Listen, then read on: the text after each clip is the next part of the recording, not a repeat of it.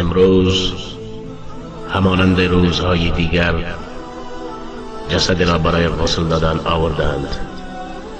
یک فامیل دیگر برای مرگ کسی گریه می کند. این یگانه اتاقی است که هیچ کس نمی خواهد داخل آن شود. این اتاق است که جسد میت قبل از غسل دادن و شستشو در آن نگهداری می شود. اتاق است که روزانه با مشاهده اجساد انسانها تنبیه می شویم.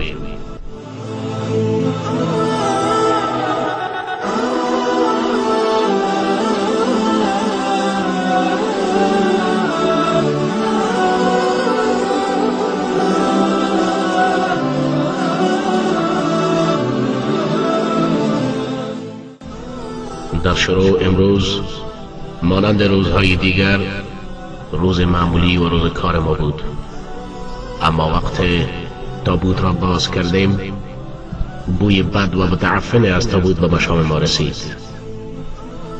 این تعفن آنقدر تند و زننده بود که دوستانم تحمل مقاومت و ایستادگی را نداشتند و از اتاق خارج شدند.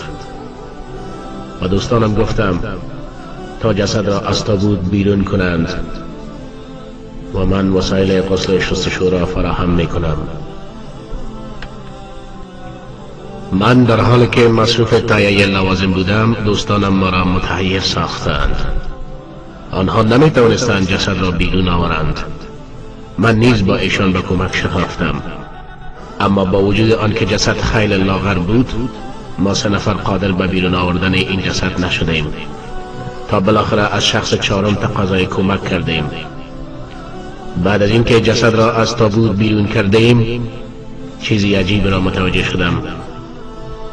این شخص پوست روشن و سفید داشت، اما چهره و صورتش به شکل وحشتناک سیاه و تاریک شده بود. با خود گفتم دلیل این بوی متعفن و زننده، سنگینی وزن جسد و سیاهی روی این جسد چی بوده میتواند؟ این سوالات مرا متعجب ساختند. حتما در این حکمت است.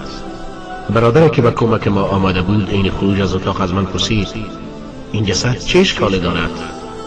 با او گفتم نمیدانم. این جسد مرا نیز متحیر ساختم. دلم تنگ شد. خواستم از بازماندگان میت در این مورد بازخواست کنم. وقتی از خانوادش پرسیدم چیزی گفت که تا آخر عمر فراموشم نخواهد شد. میدانید در جوابم چی گفت؟ او نماز نمیخواند. بله او نماز نمیخواند. ای انسان، تو را چی میشود که با یک پارچه تکه وقتی به دنیا میایی و میمیری تو را میپوشانند؟ تنها لاخت و برهنه به دنیا میایی و با هیچ تنها و برهنه از این دنیا میروی. کجاست آن زندگی؟ کجاست آن دوستان و رفیقانت؟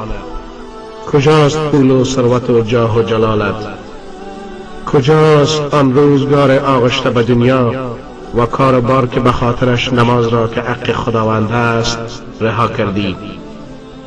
همه رفتند و تنهایت گذاشتند. چنین میپنداشتی که هنوز خیلی جوانی که بمیری، اما فراموش کردی که مرگ پیر و جوان، زن و مرد، طفل و خردسال را نمیشناسد. بله فراموش کردی. ای برادر، ای خواهر، قبل از اینکه نماز جنازه‌ات را بخوانند نماز خدا را بخوان. Did you submit with your heart and your soul? How did you answer the one who was sent as a mercy?